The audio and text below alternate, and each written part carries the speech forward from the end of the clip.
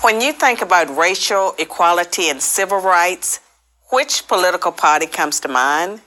The Republicans or the Democrats? Most people would probably say the Democrats, but this answer is incorrect. Since its founding in 1829, the Democratic Party has fought against every major civil rights initiative and has a long history of discrimination. The Democratic Party defended slavery, started the Civil War, opposed Reconstruction, founded the Ku Klux Klan, imposed segregation, perpetrated lynchings, and fought against the Civil Rights Acts of the 1950s and 1960s. In contrast, the Republican Party was founded in 1854 as an anti-slavery party. Its mission was to stop the spread of slavery into the new Western territories with the aim of abolishing it entirely. This effort, however, was dealt a major blow by the Supreme Court in the 1857 case Dred Scott versus Sandford. The court ruled.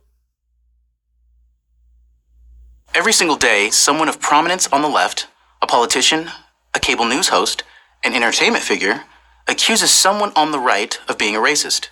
Here are typical examples. MSNBC host Chris Matthews said this: "The age of Jim Crow managed to find a new habitat in the 21st century Republican Party." Comedian Seth Meyers told his late-night audience that Republicans traffic in open racism.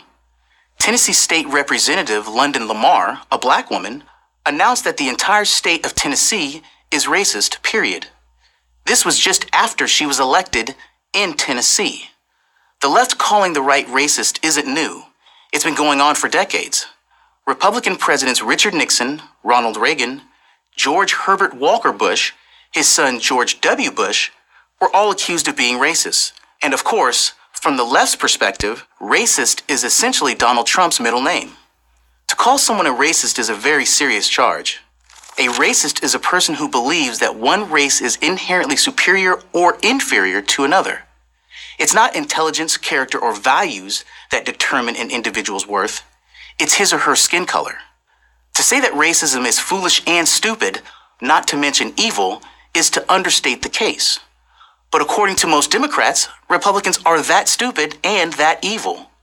So let's examine some conservative policies to see if they are indeed racist. If they are, then the left has a valid complaint. And if they're not, then the left is lying. The long-standing conservative opposition to affirmative action is a good place to start. It was Democratic President John F. Kennedy who in 1961 first used the term affirmative action. But affirmative action in the way we think of it now wasn't implemented until 1970, during the administration of a Republican president, Richard Nixon. The theory was that, because of historical discrimination, blacks were at a competitive disadvantage to other races and ethnicities. To erase that disadvantage, if you want to control people's thoughts, begin by controlling their words. That's totalitarian thinking. It was once completely foreign to America. Not anymore.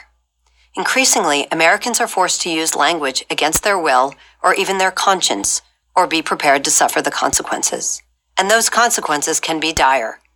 Take, for example, the issue of transgenderism, the newest civil rights battle of our time. A decade ago, few people could even tell you what the word transgender meant. Today, expressing the wrong opinion on the issue can cost you your business or job or both. Consider recent state and local actions punishing those as trivial and mal. The Fairfax County School District in Virginia removed. Most Americans feel the same. But the Constitution's protection of free speech neither begins nor ends with good manners. It extends all the way from rudeness to meekness, protecting those who hurl insults and those who would prefer to say nothing at all. If the state can compel the use of certain words, it can force those who differ into silence. It can force its citizens to parrot beliefs they do not hold. The Fairfax County School District in Virginia removed the phrase biological gender from its curriculum and replaced it with the phrase sex assigned at birth. This is how the left legislates away the concept of biological sex without ever having to make the argument, without ever having to convince anyone.